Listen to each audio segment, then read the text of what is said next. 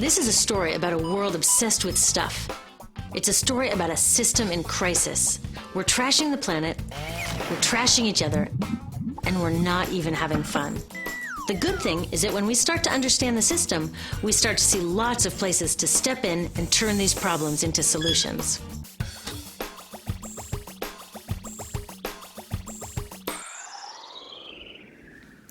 Can I tell you, I love my Pantene Pro V.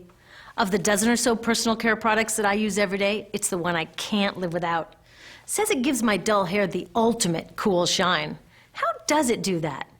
I was wondering that while I was lathering it in my hair one day, so I read the ingredients right here. Sodium lauryl sulfate, tetrasodium EDTA, methyl isothiazolinone. What is this stuff? I took this list to some scientists who know how to read it. Turns out my Pantene contains a chemical linked to cancer. And lots of other products in my bathroom, from sunscreen to lipstick and even baby shampoo, also contain chemicals linked to cancer or other problems like learning disabilities, asthma, and even damaged sperm. Like most parents, I try to keep my family safe. But now I find out my bathroom is a minefield of toxins? What are we supposed to do? To find out the answers, we have to go back to one of the key features of our materials economy: toxics in, toxics out. If, at the factory, you pour toxic chemicals into a product, like baby shampoo, you're going to wind up with toxic baby shampoo, and toxics in workers, communities, and, babies. So let's take a closer look at this toxic outrage where it seeps into our lives every day, in the bathroom. The average woman in the U.S. uses about 12 personal care products daily. The average man about 6. Each product containing a dozen or more chemicals. Less than 20% of chemicals in cosmetics have been assessed for safety by the industry's safety panel, so we just don't know what they do to us when we use them. Would you fly on an airline that only inspects 20% of its planes?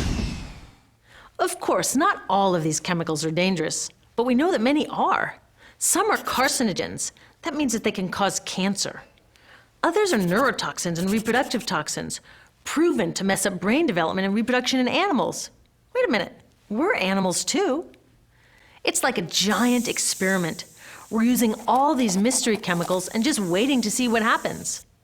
One thing we do know is that they're getting inside us. I had my body's toxicity levels tested, and I'm loaded with things like mercury, flame retardants, triclosan, and lead. We all are. Even babies are being born pre-polluted. Now, I know we can't live in a lead-free world, but do we have to put lead in our lipstick? I don't know. Maybe it's my fault. Maybe I just bought the wrong thing. At the store, the choices seem endless. I can get lipstick in 49 shades, or shampoo for hair that's too dry, oily, fine, limp, or frizzy. But what about the choices that really matter? Like the choice to buy products that are safe? It turns out the important decisions don't happen when I choose to take a product off the shelf. They happen when companies and governments decide what products should go on the shelves. So who are these companies? This is Procter & Gamble. They're the ones offering me Herbal Essences, the #2 shampoo in the country. It contains toxic petrochemicals made from oil. Since when is oil an herb? On cosmetics labels, words like herbal, natural, even organic have no legal definition. That means that anybody can put anything in a bottle and call it natural, and they do. I mean, can you imagine a top seller called Petro Essences? Gross. What's even nastier are hair relaxers marketed to 5-year-olds and skin whitening creams. These are super toxic, both in their ingredients and in the message they send about what beauty is. Ooh, here's Estee Lauder offering me a chance to help find a cure for breast cancer. That's nice. But wait, they're also using chemicals linked to cancer. Don't you think the best way for Estee Lauder to fight cancer is to stop using those chemicals in the first place? So really, I get to choose between meaningless claims on a bottle. But these guys get the real choice about what goes into those bottles. And that happens back here, at the factories where they're formulated. Why do the makers of these products use all these toxics? Are they trying to poison us? No, they're just working from a 1950s mindset when people were totally swept up in better living through chemistry.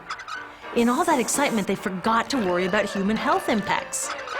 That was years ago, and they are still using these same old toxic chemicals. Today, big cosmetics companies say the doses of poison in their products are small enough to be harmless.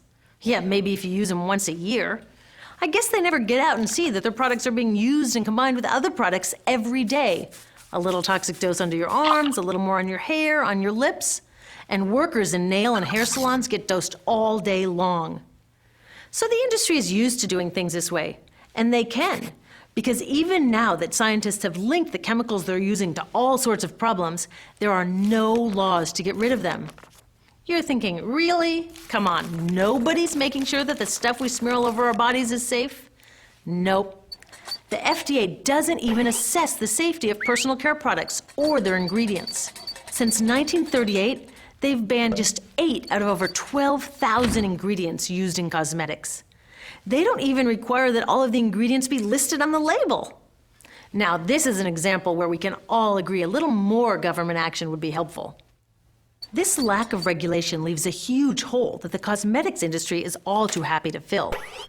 They set up their own committee to self-police their products, and compliance with their recommendations is voluntary. So the cosmetics industry is making the rules and then deciding whether or not to follow them. So you see, it isn't our fault that these toxic products are in our bathrooms. It's a whole broken system that's ignoring the simple rule: toxics in, toxics out. But we're not helpless. There are resources online that we can use to protect ourselves by identifying the best possible choices in the store. But the real action is with people working to change the system. Because if we really want to solve this problem, we got to start here with these guys. Women, parents, workers, people all over the country are demanding that Congress pass a new law, giving FDA the power to make sure that our personal care products are safe. We need common sense laws based on the precautionary principle. That means that when you're dealing with hazardous chemicals, just err on the side of caution. Let's not debate how much lead should be allowed in lipstick. Just get the toxic chemicals out of our products. Smarter laws would force companies to get past that old 50s mindset and figure out how to get us all clean and shiny without toxic chemicals. Can they? Totally. Many responsible cosmetics companies are already putting safer products on the market. Green chemists are developing substances that are designed to be safe and non-toxic in the first place. European governments have required the removal of many toxic chemicals, and companies have figured out how to comply. When cosmetics are reformulated to be safe and labeled honestly, then we can feel comfortable with the choices available at the store. We can choose bouncy hair or full hair, shiny lipstick or matte. We can even choose to feel beautiful without using 20 products. But we'll know that whatever we choose, the most important choice, the choice to be safe and healthy, has already been made.